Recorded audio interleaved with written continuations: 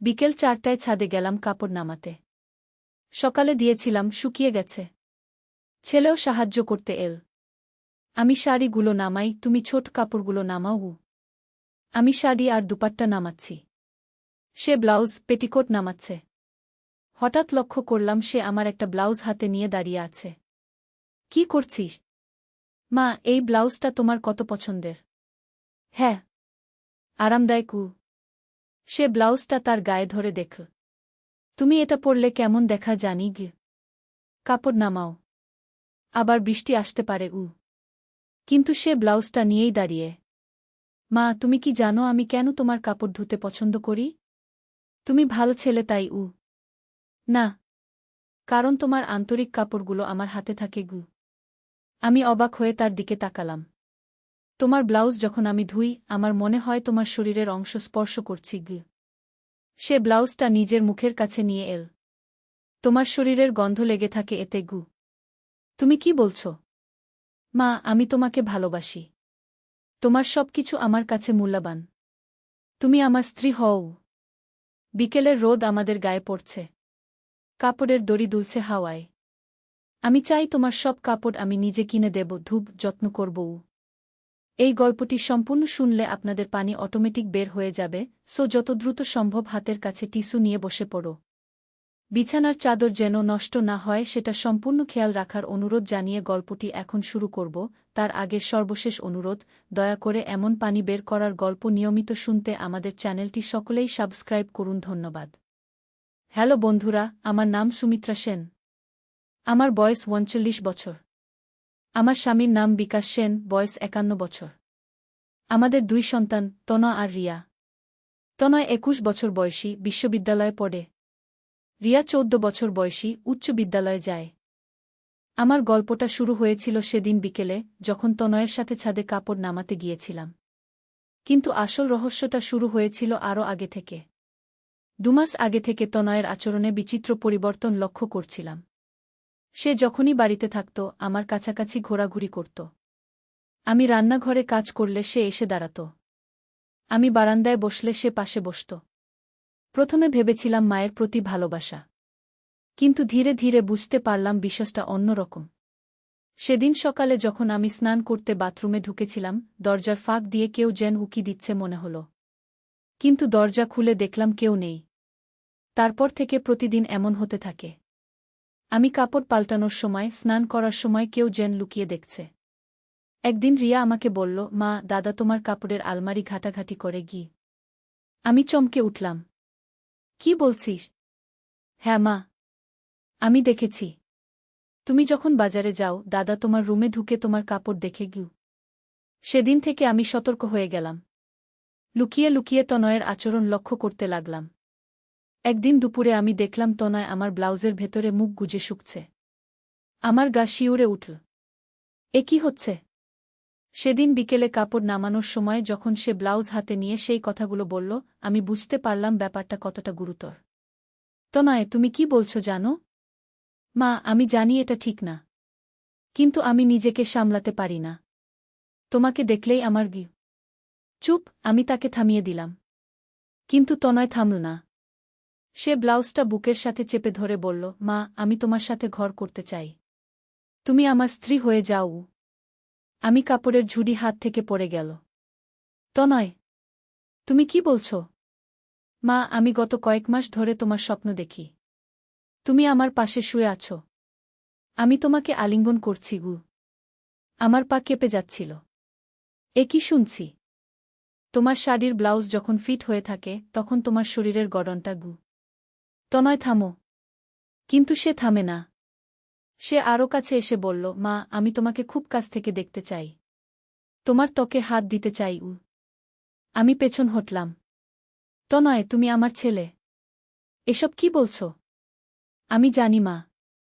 কিন্তু আমি আর পারছি না। প্রতি রাতে তোমার কথা ভেবে হঠাৎ আমার মনে পড়ল গত কয়েক সপ্তাহ ধরে তনয়ের চোখে একটা অদ্ভুত দৃষ্টি দেখতে পেতাম। সে যখন আমার সাথে কথা বলত, তখন তার চোখ আমার মুখের দিকে না তাকিয়ে অন্য দিকে তাকিয়ে থাকত। মা, তুমি যখন শাড়ি পরো, তখন তোমার কোমরের কাছটা থামো তনয়। আর একটা কথাও বলবে না। কিন্তু তনয় আমার হাত ধরে বলল, মা, আমি তোমাকে ছাড়া আর কাউকে চাই না। তুমিই আমার একমাত্র ভালোবাসা গু। আমি তার হাত ছাড়িয়ে নিয়ে বললাম, তনয়, তুমি মানসিকভাবে অসুস্থ। ডাক্তার দেখাতে হবে গু। না মা, আমি অসুস্থ নই।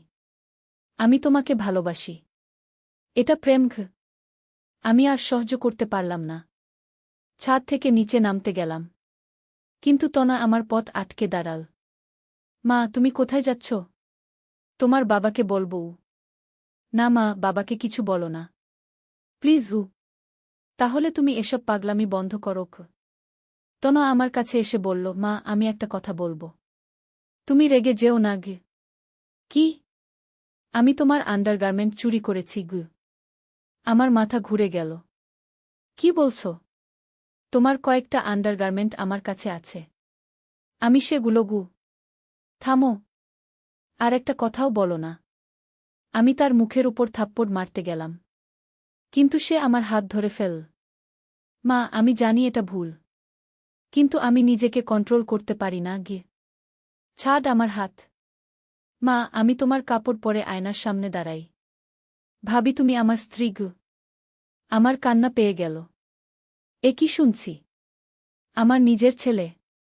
তনয়, তুমি এসব কি করছ? মা, আমি তোমার শাড়ির গন্ধ নিই।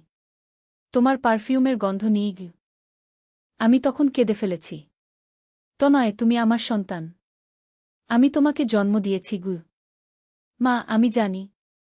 কিন্তু আমি তোমাকে মা হিসেবে দেখতে পারি না। আমি তোমাকে একজন নারী হিসেবে দেখি গু। হঠাৎ ছাদে বিকাশ এলো। কি হচ্ছে এখানে? তনয় দ্রুত আমার হাত ছেড়ে দিয়ে বলল, কিছু না বাবা। কাপড় নামাচ্ছি গু। বিকাশ লক্ষ্য করল আমি কাঁদছি। সুমিত্রা, কি হয়েছে? আমি কিছু বলতে পারলাম না। তনয়ের দিকে তাকালাম। সে অনুনয়ের দৃষ্টিতে আমার দিকে তাকিয়ে।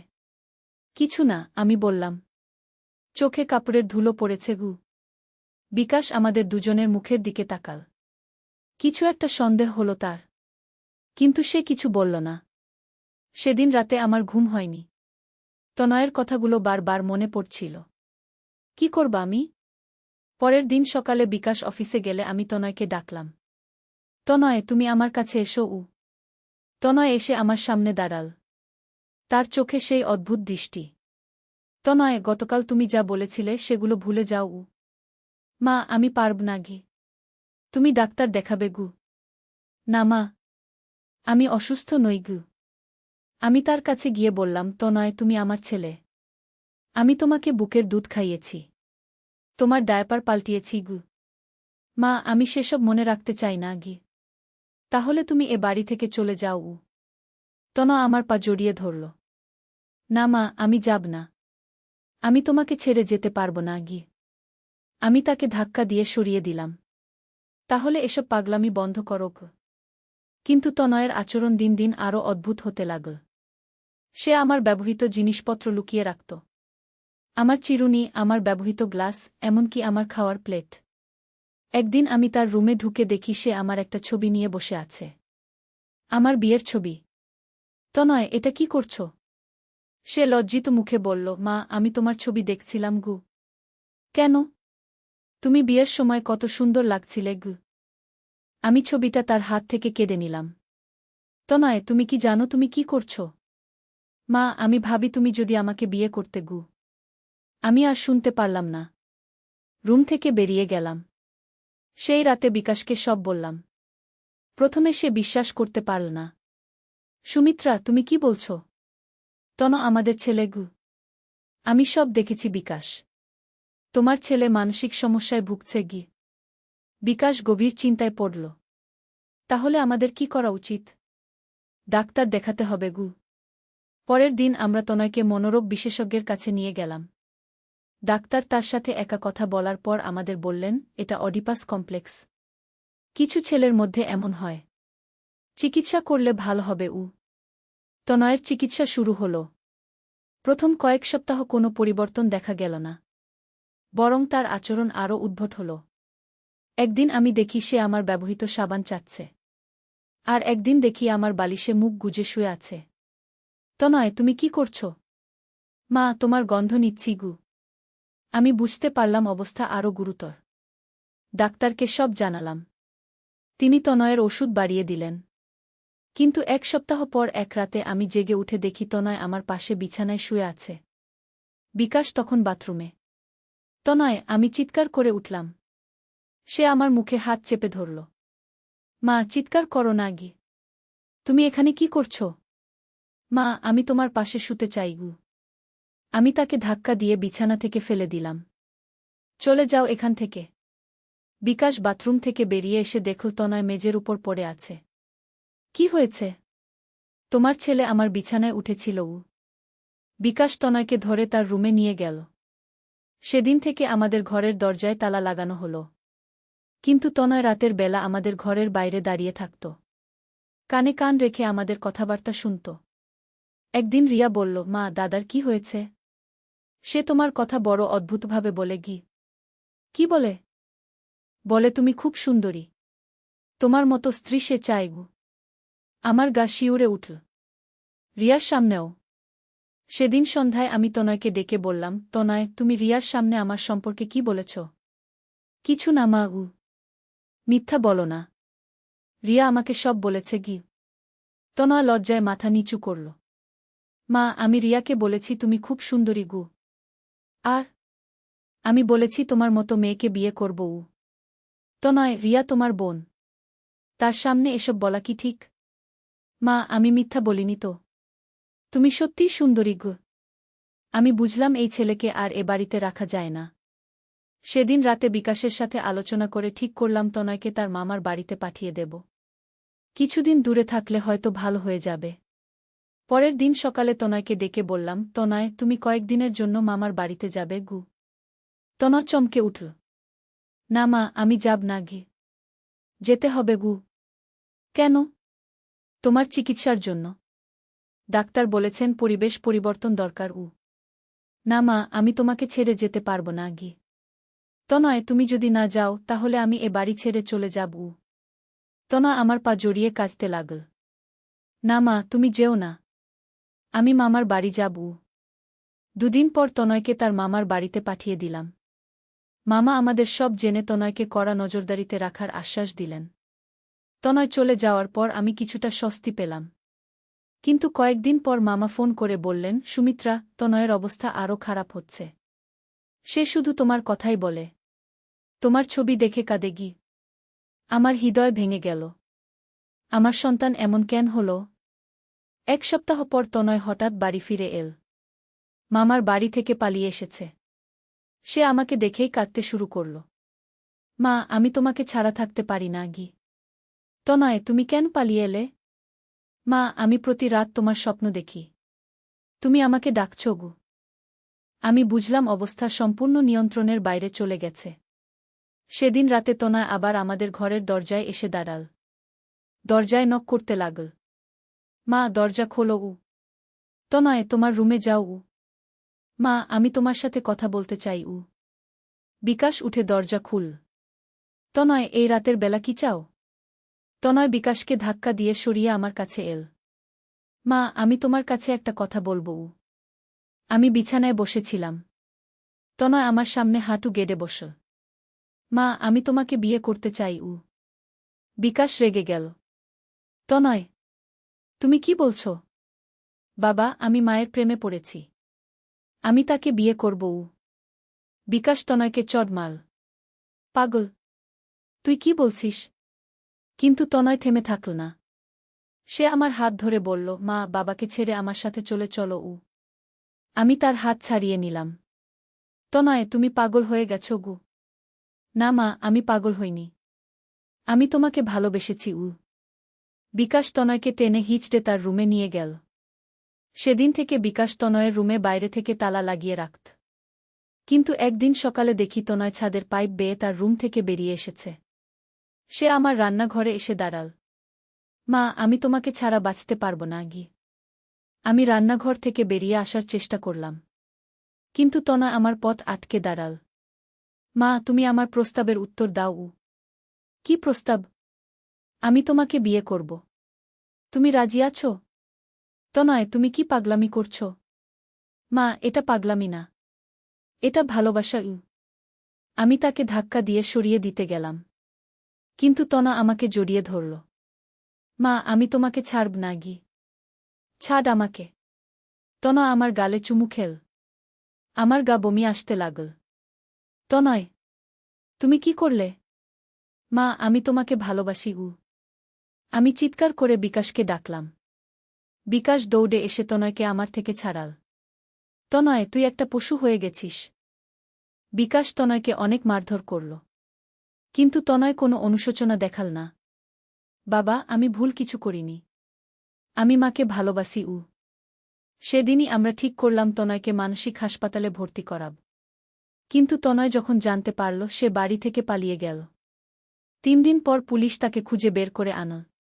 তনয়কে মানসিক হাসপাতালে ভর্তি করানোর দিন সে আমাকে বলল, মা, আমি ভালো হয়ে ফিরে আসব। তখন তুমি আমার প্রস্তাব ভেবে দেখো গু। আমি কোনো উত্তর দিলাম না। তনয়কে হাসপাতালে ভর্তি করানোর পর আমি কিছুটা শান্তি পেলাম।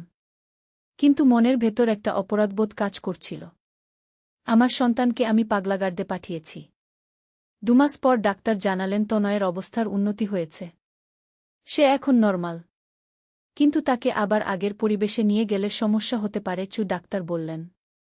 আমরা ঠিক করলাম তনয়কে ঢাকায় তার এক আত্মীয়ের কাছে পাঠিয়ে দেব। সেখানে সে চাকরি করবে। তনয়কে হাসপাতাল থেকে নিয়ে আসার দিন সে অনেক স্বাভাবিক মনে হল। আমার সাথে সাধারণ কথাবার্তা বলল। মা, আমি জানি আমি অনেক ভুল করেছি। আমি দুঃখিত। আমি স্বস্তির নিঃশ্বাস ফেললাম। তনয়, তুমি এখন ভালো আছো। এটাই যথেষ্ট। কিন্তু সেদিন রাতেই আবার সেই ঘটনা। আমাদের ঘরের দরজায় এসে দাঁড়াল। মা, আমি তোমার সাথে শেষবারের মতো কথা বলতে চাই। বিকাশ দরজা খুল। কি চাও? আমার কাছে এসে বলল, মা, আমি কাল ঢাকা চলে যাব। তার আগে তোমার কাছে ক্ষমা চাই। আমি ভাবলাম সে সত্যিই সুস্থ হয়ে গেছে। তনয়, তুমি আমার ছেলে। ক্ষমার কিছু নেই। আমার পায়ে মাথা ঠেকিয়ে বলল, মা, আমি তোমার পায়ের ধুলো নিচ্ছি গু। আমি তাকে তুলে দিলাম। তনয়, উঠো। কিন্তু হঠাৎ তনয় আমাকে জোরে জড়িয়ে ধরল। মা, আমি এখনও তোমাকে ভালোবাসি। কিন্তু আমি প্রতিশ্রুতি দিচ্ছি আর কখনো তোমাকে বিরক্ত করব না গিয়ে। আমি তাকে ছাড়িয়ে দিলাম। তনয়, এখন তোমার রুমে যাও। পরের দিন সকালে তনয়কে ট্রেনে তুলে দিলাম। সে চলে যাওয়ার সময় আমার হাতে একটা চিঠি দিল। মা, এটা বাড়িতে গিয়ে পড়ো। বাড়িতে এসে চিঠিটা খুলে পড়লাম। তনয় লিখেছিল, প্রিয় মা, আমি জানি আমি তোমার কাছে অক্ষম্য অপরাধ করেছি।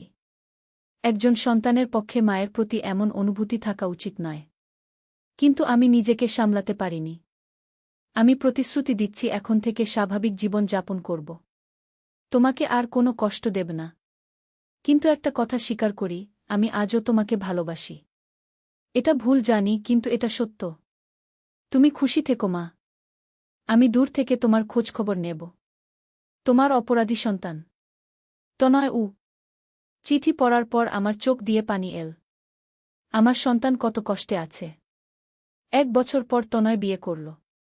তার স্ত্রীর নাম মীরা। খুব ভালো মেয়ে। তনয় এখন স্বাভাবিক জীবন যাপন করছে। মাঝে মাঝে ফোন করে খোঁজখবর নেয়। কিন্তু বাড়িতে আসে না। গত মাসে তার একটা ছেলে হয়েছে। নাম রেখেছে অর্ণব। মীরা ফোনে আমাকে বলল, মা, তনয় বলে তার ছেলে যেন আমার মতো না হয় গে। আমি জিজ্ঞেস করলাম, মানে? তনয় বলে সে তার ছেলেকে মায়ের প্রতি স্বাভাবিক ভালোবাসা শেখাবে। অস্বাভাবিক কিছু নয় গু। আমার মনে হল তনয় সত্যিই সুস্থ হয়ে গেছে। কিন্তু গত সপ্তাহে একটা চিঠি পেলাম তনয়ের কাছ থেকে। সেখানে সে লিখেছে, মা, আমি এখন বাবা। আমার একটা সন্তান আছে। কিন্তু আমি আজও তোমাকে ভুলতে পারিনি। রাতে ঘুমাতে যাওয়ার আগে তোমার কথা মনে পড়ে। আমি জানি এটা ভুল। কিন্তু মন তো আর নিয়ন্ত্রণ করা যায় না। তবে তুমি নিশ্চিত থাকো, আমি আর কখনো তোমার কাছে যাব না। আমি মীরার সাথে সুখে আছি। কিন্তু তোমার জায়গা আমার হৃদয়ে আলাদা। তুমি সুখে থেকো মা। আমি দূর থেকে তোমার জন্য প্রার্থনা করি গি। এই চিঠি পড়ার পর আমি বুঝলাম তনয়ের ভেতরে সেই অনুভূতি এখনো আছে। তবে সে নিজেকে নিয়ন্ত্রণে রেখেছে। আজ 3 বছর হয়ে গেল তনয় ঢাকায় আছে। সে এখন একটা প্রাইভেট কোম্পানিতে চাকরি করে। মীরার সাথে সুখের সংসার। কিন্তু আমি জানি আমার ছেলের মনের ভেতরে এখনও সেই তুফান আছে। সে শুধু সেটা চেপে রেখেছে। কখনো কখনো ভাবি, আমার কোনো ভুলের কারণে কি তনয়ের এমন হয়েছিল? নাকি এটা প্রকৃতির কোনো বিচিত্র খেলা? ডাক্তার বলেছিলেন কিছু ছেলের মধ্যে মায়ের প্রতি এমন অস্বাভাবিক আকর্ষণ জন্মায়। এটা একটা মানসিক রোগ। যাই হোক, তনয় এখন দূরে আছে। আমি এখন স্বাভাবিক জীবন যাপন করছি। রিয়া এখন উচ্চ মাধ্যমিকে পড়ে। সে খুব ভালো মেয়ে। কিন্তু মাঝে মাঝেই তনয়ের কথা মনে পড়ে। সেই বিকেলের কথা মনে পড়ে যখন সে ছাদে আমার ব্লাউজ হাতে নিয়ে সেই কথাগুলো বলেছিল। আমি ভাবি, একজন মা হিসেবে আমি কি তনয়কে ব্যর্থ করেছি? নাকি একজন নারী হিসেবে আমার কোনো দোষ ছিল? এই প্রশ্নের উত্তর আমি কখনো পাব না। কিন্তু আমি জানি তনয় এখন সুখে আছে। সেটাই আমার কাছে সবচেয়ে বড় পাওয়া। আর আমি প্রতিদিন প্রার্থনা করি যেন তনয়ের মনের ভেতরের ঝড় একদিন শান্ত হয়ে যায়। যেন সে একদিন সত্যিকারের শান্তি পায়। এই হলো আমার গল্প। একজন মায়ের কষ্টের গল্প। একটি অদ্ভুত ভালোবাসার গল্প যা কখনো পরিণতি পেতে পারে না। তনয় এখন বাবা। সে তার ছেলেকে সঠিক পথে বড় করবে। আমি সেটা জানি। কারণ তনয় নিজে যে কষ্ট পেয়েছে সেই কষ্ট সে তার সন্তানকে দিতে চাইবে না। হয়তো এভাবেই প্রকৃতি তার ভুল সংশোধন করে। একজনের কষ্টের মাধ্যমে অন্যজনের মুক্তি আসে। আমি এখন ৪২ বছরের একজন সাধারণ গৃহিণী। কিন্তু আমার অভিজ্ঞতা কোনো সাধারণ মায়ের মতো নয়। আমি এমন এক কষ্টের মধ্য দিয়ে গেছি যা সহজে ভোলা যায় না। কিন্তু জীবন তো এগিয়ে চলে। আমিও এগিয়ে চলেছি। প্রতিদিন সকালে উঠে স্বাভাবিক কাজকর্ম করি। রিয়ার দেখাশোনা করি। বিকাশের সাথে হাসি আনন্দে দিন কাটাই। কিন্তু রাতে যখন একা থাকি তখন তনয়ের কথা মনে পড়ে। আমার সেই ছেলেটির কথা যে আমাকে ভালোবেসেছিল এক অদ্ভুত ভালোবাসায়। আমি তার জন্য প্রার্থনা করি। প্রার্থনা করি সে যেন সুখে থাকে। তার স্ত্রী মীরা যেন তাকে সেই ভালোবাসা দিতে পারে যার জন্য সে তড়পায়। এই গল্প এখানেই শেষ। কিন্তু জীবন শেষ নয়। জীবন এখনও চলমান। হয়তো একদিন তনয় বদলে যাবে। হয়তো সে একদিন স্বাভাবিক ছেলে হয়ে উঠবে। আমি সেই দিনের জন্য অপেক্ষা করি। অপেক্ষা করি আমার ছেলে একদিন আমার কাছে এসে বলবে, মা, আমি এখন সত্যিকারের ছেলে হয়েছি গু। সেদিন আমি তাকে বুকে টেনে নিয়ে বলব, তনয়, তুমি আমার গর্ব। কিন্তু সেদিন কবে আসবে তা শুধু সময় বলতে পারবে।